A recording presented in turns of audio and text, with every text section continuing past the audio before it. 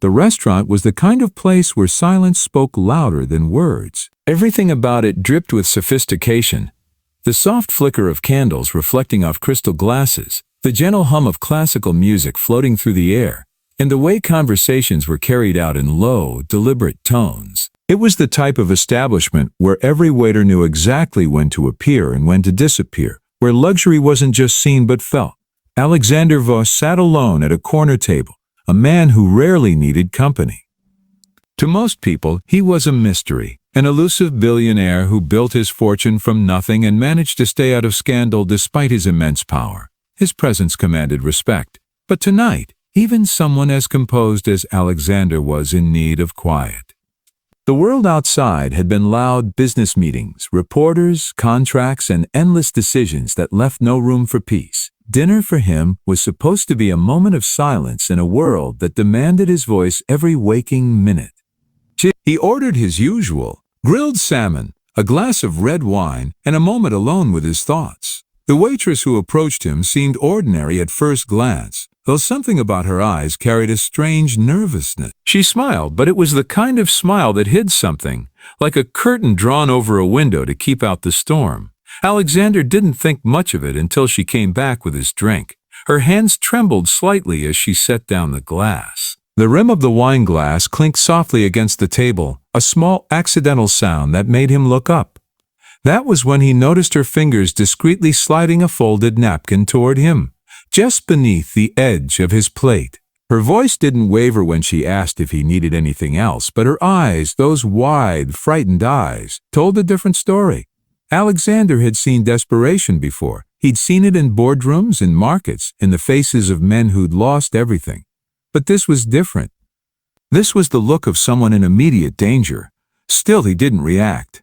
He waited until she turned away before slowly unfolding the napkin beneath the table. 3 words, written in quick, shaky handwriting, stared back at him. "Help me." His pulse skipped, but he didn't let it show. Years of negotiation, of staying unreadable under pressure, had trained him for moments like this. He lifted his gaze, scanning the room carefully without moving his head. It was subtle, deliberate. The restaurant seemed as calm as ever, guests chatting softly, cutlery clinking, laughter echoing faintly. But then he saw it. 2 men at the far end of the dining room, both pretending to read menus but glancing toward the waitress every few seconds. Their postures were stiff, too controlled. Their focus wasn't on their food, it was on her. Alexander's instincts sharpened instantly. Something wasn't right. Maybe they were her exes, maybe criminals, maybe something far worse. But one thing was clear. She wasn't just scared. She was trapped. As she returned to another table, she avoided looking at him, but he could tell she was waiting, hoping he'd seen the note, praying he would understand. He took a slow sip of his wine, using the motion to think. His mind began to calculate. There were exits on both sides of the restaurant, 2 waiters near the bar, and a security guard by the entrance who seemed blissfully unaware of anything out of place. Whoever those men were, they were confident enough to sit in public with her nearby, which meant they believed she wouldn't dare draw attention to herself. Alexander's breath stayed even. He couldn't just stand up and confront them. Not yet. He needed to gain control of the situation without putting her in more danger. He motioned for the waitress to return, pretending to need another drink. When she stepped close, her voice was steady, but her hands still trembled as she picked up his empty glass. He leaned forward slightly, his expression calm, his tone quiet but firm. "Do exactly what I say," he whispered, his lips barely moving. Her eyes widened slightly, a flicker of both fear and relief passing through them. She nodded just once, then turned and walked away as if nothing had happened. For a man like Alexander, control was everything. He'd closed billion-dollar deals in rooms full of wolves, but this moment felt heavier than all those combined. It wasn't about money or power, it was about life. He didn't know who she was or why she was in danger, but he knew one thing: he couldn't just walk away. The faint sound of rain began tapping against the windows outside, the city lights shimmering across the glass like broken stars. The calmness of the restaurant felt deceptive now, like a stage play masking something sinister behind its elegance. Alexander set his glass down gently, his mind already moving like a chess player studying the board. He didn't need to know every detail yet, only the next move.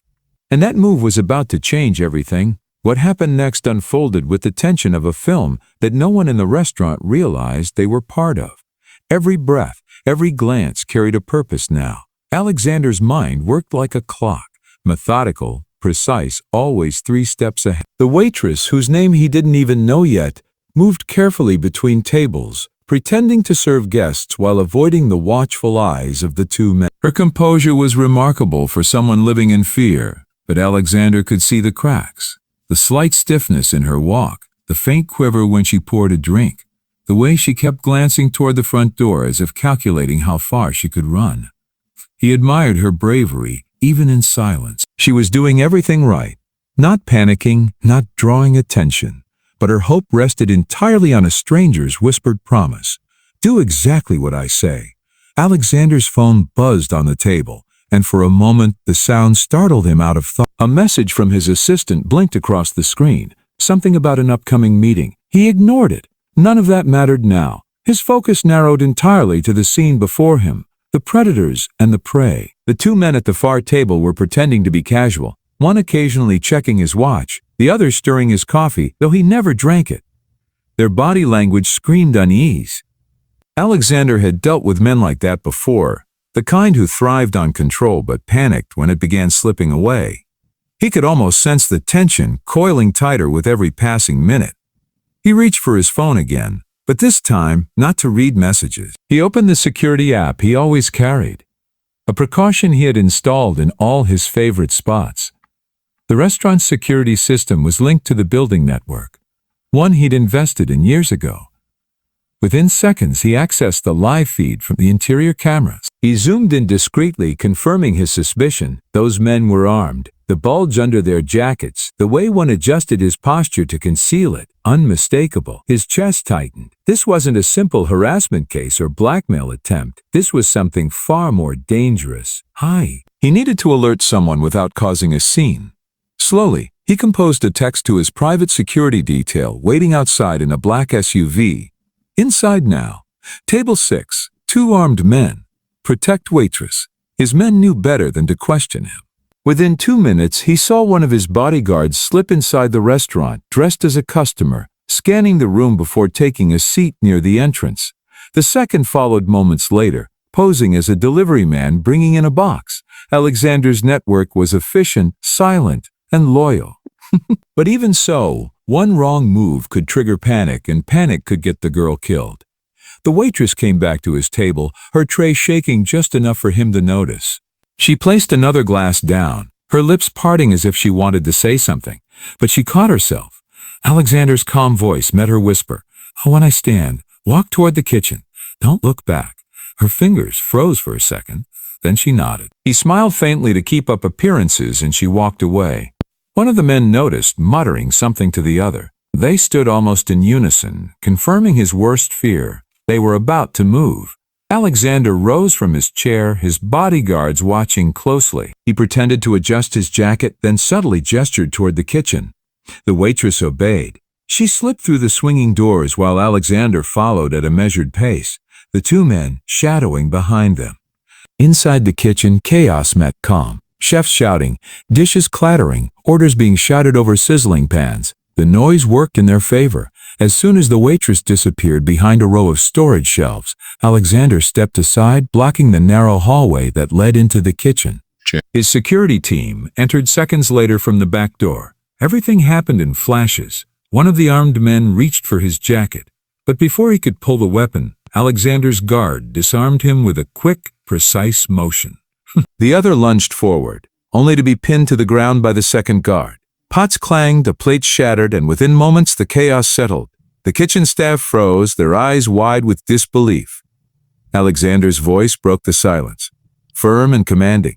Tell them everything is under control. The waitress, still hiding behind the shelves, stepped out slowly, her breath uneven. She looked at him like someone waking from a nightmare, unsure if she was truly safe. Alexander's expression softened for the first time that night. It's over, he said quietly. She covered her mouth, tears welling up as relief finally crashed through the fear that had held her hostage. When the police arrived minutes later, everything was handled with quiet precision. The men were cuffed, statements were taken, And Alexander gave his account with the same calm authority that once closed billion-dollar deals. Outside, under the dim streetlight, the waitress finally told him her name, Emma. Her story spilled out between shaky breaths. The men were part of a trafficking ring she'd been forced to work for after taking a job overseas. They'd been watching her for weeks, making sure she never escaped. Tonight was supposed to be her last shift before they took her somewhere she'd never come back from. Alexander listened silently, anger flickering in his eyes, not at her but at the monsters who used fear as a weapon. He didn't say much, just handed her his business card and told her she'd never have to see them again. You're safe now, he said softly. And for the first time in years, Alexander felt something unfamiliar, a sense of purpose that had nothing to do with money or power. As his car pulled away from the curb, he looked back once through the tinted window. Emma stood under the restaurant's light watching him go, the folded napkin, the one that said "help me," still clutched tightly in her hand. She wasn't just a waitress anymore, she was a survivor. And he, the man who saved her, knew this night would stay with them both forever.